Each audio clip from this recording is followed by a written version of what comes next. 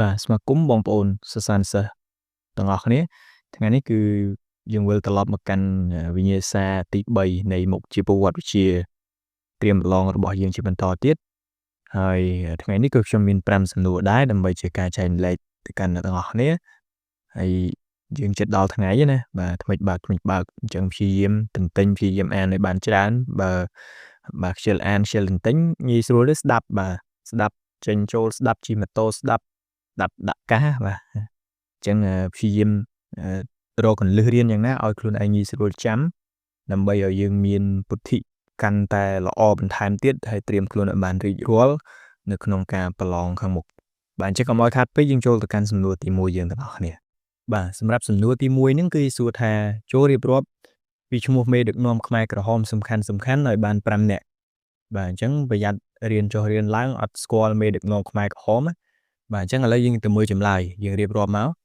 បាទមេដឹកនាំខ្មែរក្រហមសំខាន់រួមមានបាទមេធំគេហ្នឹងឯងសិលឹបសឬក៏ប៉ុលពតហ្នឹងទី1មាននួនជាមានខៀវសំផនមានអៀងសេរីមានសុនសេនមានអៀងធេរិតមានសៅផឹមមានឈិតជឿនហៅតមុកបាទអញ្ចឹងគេឲ្យរៀបរាប់តែ5ប៉ុន្តែយើងដាក់ឲ្យច្រើនតាមដែលយើងស្គាល់ទៅណាបាទអញ្ចឹងគឺបន្ទុកពេញហើយសម្រាប់សំណួរនេះបាទខ្លីៗអញ្ចឹងទេឥឡូវយើងចូលទៅមើលសំណួរទី2ទាំងអស់គ្នាសំណួរទី2គេឲ្យយើងចូលពិពណ៌នាពីចលនាតស៊ូដើម្បីទទួលបានឯករាជ្យពីបារាំងបាទអញ្ចឹងសំណួរនេះល្អហើយបងប្អូនសាករនឹកឆ្លើយមើលយើងធ្វើម៉េចដើម្បីទទួលបានឯករាជ្យហ្នឹងបាទអញ្ចឹងឥឡូវយើងទៅមើលចម្លើយអញ្ចឹងការតស៊ូរបស់កម្ពុជាដើម្បីទទួលបានឯករាជ្យពីបារាំងរួមមានហើយយើងចុចត្រេធំមួយមកអាហ្នឹងបានយើងបកស្រាយបានណាបាទការតស៊ូដោយហិង្សាអញ្ចឹងអាហ្នឹងយ៉ាងម៉េចយើងចុច2ហើយយើងបកស្រាយនៅចំណុចហ្នឹងមកបាទអញ្ចឹងយើងធ្វើអញ្ចឹងគឺគណៈកម្មការគាត់ងាយស្រួលមើលហើយក៏គាត់ងាយស្រួលនៅក្នុងការកែដែរបាទអញ្ចឹងការតស៊ូដោយហិង្សាហ្នឹងគឺជាចលនាតស៊ូដោយប្រើអាវុធបាទប្រយុទ្ធបង្ហូរឈាមដើម្បីទាមទារឯករាជ្យដោយចលនាតស៊ូរបស់ខ្មែរឥស្សរៈដែលក្រុមនេះបានពង្រីកខ្លួនទូទាំងប្រទេសបាទចុចត្រេមួយទៀតមកការតស៊ូដោយអហិង្សាបាទគឺជាចលនាតស៊ូដោយសន្តិវិធីតាមរយៈមធ្យោបាយការទូតពលគឺតាមរយៈនយោបាយក្រៅប្រទេសជាមួយបារាំងកាណាដាសហរដ្ឋអាមេរិកថៃនិងតាមរយៈនយោបាយការទូតនិងកាសែតមួយទៀតគឺសម្ដេចព្រះនរោត្តមសីហនុបានមានព្រះបន្ទូលថាបើបារាំងមិនព្រមប្រគល់ឯករាជ្យឲ្យកម្ពុជាទេនោះកម្ពុជានឹងក្លាយជាប្រទេសកុម្មុយនីសបាទនេះជាគម្រាមណាជាសារគម្រាមដល់បារាំងបាទហើយយើងនៅមានចំណុចត្រេចុងក្រោយមួយទៀតនោះគឺបាទសកម្មភាពខាងក្នុងប្រទេស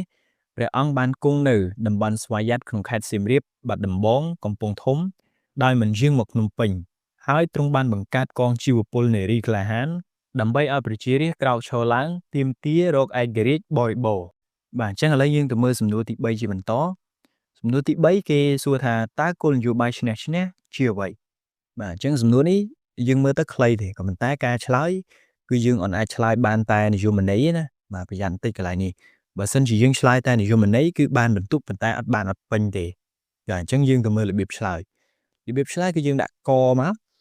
គឺយើងនិយាយពីនិយមន័យហើយខយើងនិយាយអំពីសមិទ្ធផលបាទអញ្ចឹងឥឡូវចំណុចកនិយមន័យគោលនយោបាយឈ្នះជាយុទ្ធសាស្ត្រសម្រាប់បញ្ចប់សង្គ្រាមផ្ទៃក្នុងនិងស្វែងរកសន្តិភាពនៅកម្ពុជាបាទហើយចំណុចខគឺសមិទ្ធផលគោលនយោបាយឈ្នះហើយយើងដាក់តាមវិស័យមកសមិទ្ធផលហ្នឹងបាទយើងបូក1វិស័យនយោបាយ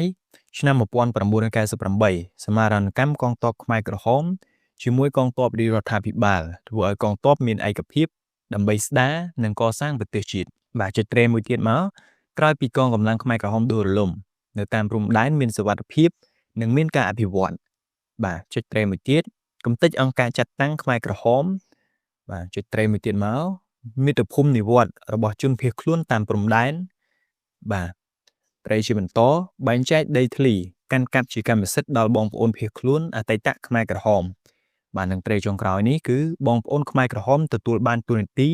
និងបុណ្យស័ក្តិដែលធ្លាប់មានពីមុនបាទនឹងសម្រាប់វិស័យនយោបាយអញ្ចឹងឥឡូវយើងទៅមើលវិស័យសង្គមមួយទៀតចំពោះវិស័យសង្គមបាទយើងចិត្តត្រេតាមនឹងមកឆ្នាំ1998ដល់បច្ចុប្បន្ន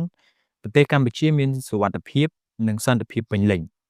បាទធ្វើឲ្យមានឯកភាពជាតិនិងការបង្រួបបង្រួមជាតិ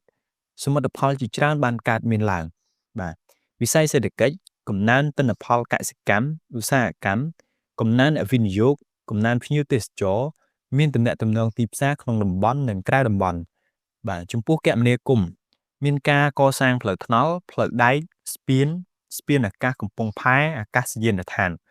បាទចំពោះផ្នែកអប់រំកំណែទម្រង់ស៊ីជម្រៅលើវិស័យអប់រំសាងសង់សាលារៀនបណ្ដុះបណ្ដាលធនធានមនុស្សបាទខាងសាសនាគឺមានសុខដុមនីយកម្មខាងសាសនាហើយសុខាភិបាលគឺបានសាងសង់មន្ទីរពេទ្យមណ្ឌលសុខភាពជាច្រើនសំណួរទី4តើគោលការណ៍របស់ពួកខ្មែរក្រហមមានប៉ុន្មានចំណុចអ្វីខ្លះសំណួរនេះក៏ខ្ញុំបានធ្វើពីវីដេអូមុនដែរក៏ប៉ុន្តែខ្ញុំធ្វើទៀតទៅបាទដើម្បីឲ្យបងប្អូនយើងចាំព្រោះសំណួរនេះសំខាន់ជួនកាលគេអាចឆ្លិចយកមកចេញបាទនៅឆ្នាំហ្នឹងអីក៏ថាបានដែរណានេះយើងមើលអត់ឃើញទេយើងមើលអត់ឃើញទាំងអស់គ្នាអញ្ចឹងយើងត្រូវរៀនឲ្យបានច្រើនវាល្អជាងអញ្ចឹងយើងដឹងទាំងអស់គ្នាហើយបាទគោលការណ៍របស់ពួកខ្មែរក្រហមមាន8ចំណុចបាទអ្វីខ្លះបាទអញ្ចឹងទី1ជំនះប្រជាជនចេញពីទីក្រុងភ្នំពេញទាំងអស់ទី2លុបបំបាត់ទីផ្សារទី3លុបបំបាត់ការប្រើប្រាស់និងចរាចរណ៍រូបិយប័ណ្ណទី4ផ្សឹកលោកសង្ឃក្នុងសំណាក់ព្រះពុទ្ធសាសនាទាំងអស់ហើយឲ្យទៅធ្វើស្រែចម្ការនៅតំបន់មូលដ្ឋានជនបទបាទទី5ប្រហារជីវិតមេដឹកនាំរបបលន់នល់ទី6បង្កើតសហគមន៍កម្រិតខ្ពស់ទូទាំងប្រទេសទី7បណ្ដេញជនជាតិភាគតិចវៀតណាមឲ្យចេញទាំងអស់និងទី8បញ្ជូនកងទ័ពទៅតាមព្រំប្រទល់ជាពិសេសព្រំប្រទល់វៀតណាមត្រូវតែទិញឲ្យចាំមាត់ទៅ8ចំណុចទេមិនច្រើនទេបាទសំណួរទី5គឺគេឲ្យយើងបញ្យល់ពាក្យអាណាព្យាបាលនិងពាក្យអាណានិគមមានន័យដូចម្ដេចបាទអញ្ចឹងយើងបញ្យល់តាមហ្នឹងមកយើងបញ្យល់ម្ដងពាក្យមកពាក្យអាណាព្យាបាលអាណាព្យាបាលគឺជាប្រព័ន្ធគ្រប់គ្រងមួយដែលប្រទេសជាម្ចាស់ស្រុកមានស្វ័យភាពក្នុងការគ្រប់គ្រងប្រព័ន្ធរដ្ឋបាលរបស់ខ្លួនចំណែកឯប្រទេសអាណាព្យាបាលវិញគឺមានតួនាទីត្រឹមជាទីប្រឹក្សាប៉ុណ្ណោះចំណែកឯពាក្យអាណានិគមគឺជាប្រព័ន្ធគ្រប់គ្រងមួយដែលប្រទេសជាម្ចាស់ស្រុកបាទពុំមានសិទ្ធិស្វ័យភាពគ្រប់គ្រងលើប្រព័ន្ធរដ្ឋបាលរបស់ខ្លួនទេប្រព័ន្ធរដ្ឋបាលនេះត្រូវគ្រប់គ្រងដោយប្រទេសអាណានិគមអញ្ចឹងដោយបារាំងដាក់អាណានិគមលើកម្ពុជាយើងអញ្ចឹងដំបូងឡើយត្រឹមដាក់ជាអាណាព្យាបាលទេអាណាព្យាបាលគឺខ្មែរយើងព្រះមហាក្សត្រទ្រង់មានអំណាចនៅក្នុងការគ្រប់គ្រងរដ្ឋបាលអីអញ្ចឹងទៅនៅក្នុងប្រទេសបាទតទៅពេលអាណានិគមគឺព្រះមហាក្សត្រទ្រង់លែងមានអំណាចនៅក្នុងការគ្រប់គ្រងបាទចាត់ចែងទៀតហើយគឺស្ថិតនៅប្រទេសដែលដាក់អាណានិគមលើយើងគឺបារាំងហ្នឹងឯងជាអ្នកចាត់ចែងអញ្ចឹងថ្ងៃនេះខ្ញុំមាន5សំណួរហ្នឹងហើយសូមអរគុណសម្រាប់ការតាមដានទស្សនារបស់អ្នកទាំងអស់គ្នាហើយកុំភ្លេចចុច Subscribe លើ Channel របស់ខ្ញុំផងដើម្បីទទួលបានវីដេអូថ្មីៗបន្ថែមទៀតហើយខ្ញុំនឹងគ្រោងធ្វើវិញ្ញាសាផ្សេងៗដូចជាផែនដីបាទភូមិនិង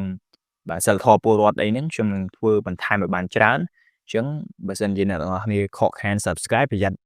តាមវិញ្ញាសាអត់ទាន់បាទអត់បានមើលបាទសូមអរគុណបាទហើយយើងនឹងជួបគ្នានៅវីដេអូបន្ទាប់